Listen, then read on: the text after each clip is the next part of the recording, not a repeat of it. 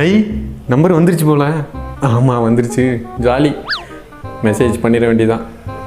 Message எதுக்கு பண்ணிட்டு voice message அனுப்பிடுவோம். Okay. Hi, என்ன பண்ணுற? சாப்பிட்டியா? என்ன உனக்கு தெரியுமா? நான் வேணா உனக்கு ஒரு க்ளூ தரேன். நீ என்னை பார்த்ததே இல்லை, ஆனால் நான் உன்னை ஒரு ஃபங்க்ஷனில் பார்த்துருக்கேன். ஆன்லைனில் இல்லை போல். சரி வெயிட் பண்ணுவோம். ஆன்லைன் வந்ததும் கண்டிப்பாக நமக்கு ரிப்ளை வரும். இப்போ ஏதாவது மெசேஜ் பண்ணியிருக்காங்களான்னு பார்ப்போம். என்ன பிளாக் பண்ணிட்டாங்க? ஏய், நான் என்ன பண்ணேன்?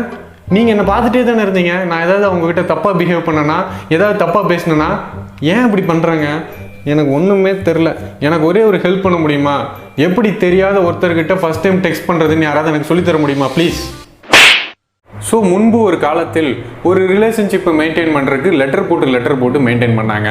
அதுக்கப்புறம் கொஞ்ச நாள் கழித்து வீட்டுக்கு வீடு லேண்ட்லைன் வந்தது. அதுக்கப்புறம் கொஞ்ச நாள் கழித்து ஃபோன், ஒவ்வொருத்தருக்கிட்டையும் ஃபோன் கையில் வந்துருச்சு. ஸோ ஃபோனில் பேச ஆரம்பித்தாங்க. பட் இப்போது டெக்ஸ்ட், எல்லாமே டெக்ஸ்ட், எல்லாருக்குமே டெக்ஸ்ட். ஸோ டெக்னாலஜி வளர வளர நாமளும் அதுக்கேற்ற மாதிரி அடாப்ட் ஆகி போய்கிட்டே இருக்கணும். அப்போ தான் நம்மளும் சர்வைவ் ஆக முடியும். ஸோ இவ்வளோ முக்கியமான ஒரு இடத்துல இருக்கிற டெக்ஸ்ட்டில் நம்ம எந்த தப்பும் பண்ணிடக்கூடாது இல்லையா? இப்போ முன்ன பின்ன தெரியாத ஒருத்தர்கிட்ட நீங்கள் பேசும்போது ஃபஸ்ட் டைம் டெக்ஸ்ட் பண்ணும்போது அந்த டெக்ஸ்ட்டை வச்சே நம்ம யார் எந்த மாதிரி ஒரு ஆள்னு கண்டுபிடிச்சிருவாங்க. ஸோ ஒரு டெக்ஸ்ட்டில் நம்மளோட கேரக்டரை எப்படி கரெக்டாக ப்ரொஜெக்ட் பண்ணுறதுங்கிறத பற்றி தான் இந்த வீடியோவில் நம்ம பார்க்க போகிறோம். பட் அதெல்லாமே பார்க்குறதுக்கு முன்னாடி நீங்கள் இன்னும் சப்ஸ்கிரைப் பண்ணலைன்னா சப்ஸ்கிரைப் பண்ணி நம்மளோட கம்யூனிட்டியில் ஜாயின் பண்ணுங்கள். ஏன்னா நாங்கள் ஒன் மேன் இல்லையா? So let us watch. Number 1, நாம் யார் எதுக்காக மெசேஜ் பண்ணுறோம் அப்படிங்கிறது ஃபர்ஸ்ட் ஆஃப் ஆல் அவங்களுக்கு கன்வே பண்ணிடணும். ஜஸ்ட்டு ஒரு ஹாய், ஒரு அலோ சொல்லி உங்களோட கன்வர்சேஷனை ஸ்டார்ட் பண்ணுங்கள். அல்லது ஆல்ரெடி உங்களுக்கு வந்து அவங்கள தெரிஞ்சிருக்கலாம், அல்லது ஏதாவது ஒரு இடத்துல நீங்கள் 2 பேரும் மீட் பண்ணியிருக்கலாம். ஸோ உங்கள் 2 பேருக்கு உண்டான கனெக்ஷனை பற்றி சொல்லி அது மூலமாக பேச ஸ்டார்ட் பண்ணுங்கள். இப்படி பேச ஸ்டார்ட் பண்ணும்போது அவங்களுக்கு ஒரு ஐடியா கிடைக்கும். ஓகே, இவங்க யார், எதுக்காக நம்மளுக்கு மெசேஜ் பண்ணுறாங்க அப்படின்னு. இதெல்லாம் பண்ணும்போது முக்கியமாக அவங்களுக்கு கோவம் வராமல் இருக்கும். இதெல்லாம் விட்டுட்டு எடுத்த உடனே ஹாய், என்ன பண்ணுற, சாப்பிட்டியா, நான் ஒரு க்ளூ தரேன், என்னை யாருன்னு கண்டுபிடி, அப்படி இப்படின்னு நீங்கள் இஷ்டத்துக்கு பேசும்போது அவங்க என்ன சிச்சுவேஷனில் இருக்காங்களே நமக்கு தெரியாது.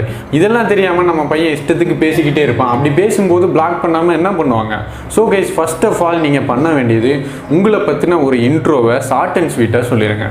நம்பர் 2, இப்போ நீங்களே நினச்சி பாருங்கள், தொணன்னு ஒரு ஆள் வந்து உங்ககிட்ட வந்து பேசுகிறான். இன்னொருத்தன் வந்து அவன் சொல்ல வந்ததை ஷார்ட் அண்ட் ஸ்வீட்டாக சொல்லிட்டு போயிட்டான். நீங்கள் யார் பக்கம் போவீங்க? ஆப்வியஸ்லி மெஜாரிட்டி ஆஃப் பீப்புள் வந்து ஷார்ட்டாக பேசுகிறவங்ககிட்ட தான் போவாங்க. பிகாஸ் தொணன்னு பேசிக்கிட்டே இருக்கும்போது சம்திங் ஒரு மாதிரி இரிட்டேஷன் ஃபீல் கண்டிப்பாக வரும்.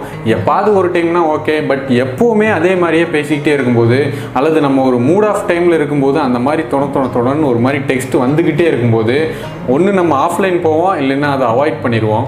நம்ம பேராகிராஃபாக அப்படியே டெக்ஸ்ட் பண்ணிகிட்டே இருப்போம். அங்கேருந்து ரிப்ளை வந்தால் கூட பரவாயில்ல, அங்கேருந்து எந்த ரிப்ளையும் வராது. ரிப்ளை பண்ணுற வரைக்கும் நம்ம பாட்டுக்கு மெசேஜ் பண்ணிக்கிட்டே இருப்போம். ஃபர்ஸ்ட் ஆஃப் ஆல் ஒரு கான்வர்சேஷனில் 2 பேருக்குமே ஒவ்வொருத்தர் மேலேயும் ஒரு அட்டென்ஷன் கிரியேட் ஆகணும். அப்படி கிரியேட் ஆனால் மட்டும்தான் அந்த ரிலேஷன்ஷிப் ரொம்ப ஹெல்த்தியாக இருக்கும். நம்ம சொல்ல வரதை அவங்க காது கொடுத்து கேட்பாங்க. ஸோ ஸ்டார்டிங்லேயே ஒருத்தர்கிட்ட பேசும்போது லாங் டெக்ஸ்ட் பண்ணுறது பேட் ஐடியா.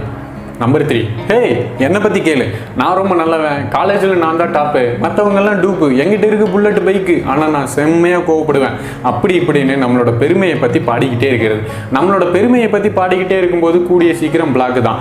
ஏன்னா 2 பேர் பேசிகிட்டு இருக்கோம் இல்லையா? பேசுறதுல ஃபஸ்ட்டு யார் பேசுகிறாங்களோ அவங்க தான் வந்து இன்னொருத்தரை பற்றி கேட்கணும். அவங்களோட கேரக்டர், அவங்களோட ஹாபி, அவங்களோட எய்ம், இது எல்லாமே மோட்டிவேட் பண்ணுற மாதிரி பேசினா இன்னுமே சூப்பராக இருக்கும். ஏன்னா இப்போ எல்லாமே நம்மளை சுற்றி நெகட்டிவிட்டிஸ் தான் அதிகமாக இருக்குது. பாசிட்டிவிட்டிங்கிறது ரொம்ப கம்மியாக அங்கங்கே தான் இருக்குது. ஸோ நீங்கள் ஒரு பாசிட்டிவான ஒரு ஃப்ரெண்டு, பாசிட்டிவான ஒரு பிரதர், ஒரு சிஸ்டர், ஒரு வெல் விஷராக இருங்க.